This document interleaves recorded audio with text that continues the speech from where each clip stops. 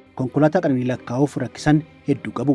Masaraa mootummaa guddaa addunyaa kanaa ijaarratanii jireenya qananii kan jiraatu mootiis abbaa qabeenyaa biiliyooneraati. Biyyi isaanii xiqqoon uumamni kan badhaase qabeenya boba'aa guddaa isheerraa galii argattuun madda qabeenyaa kan taateef namni kun masaraa mootummaa warqiin faayamee ijaarrataniiti. Bakka bishaan itti daakamuu fi warqii irraa hojjetameen dhiqachaa konkolaattota warqiidhaan dibamanii fi faayaman bitachaa kunoo waggaa 77ffaa qabataniiru.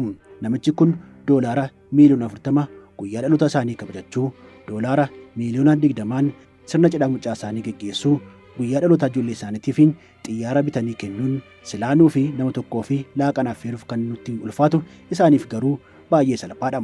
Wanti nama baay'ee ajaa'ibsiisu immoo sulxaaniin kun rifeensa mataa isaanii nama sirreessuu fi maallaqni kaffalan kan nama naasisudha.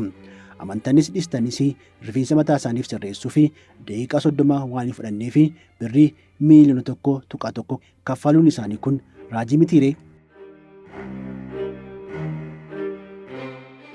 Seenaa guutuu kana Mashaalaqaa Tube Afaan Oromoo irraa ni argattu.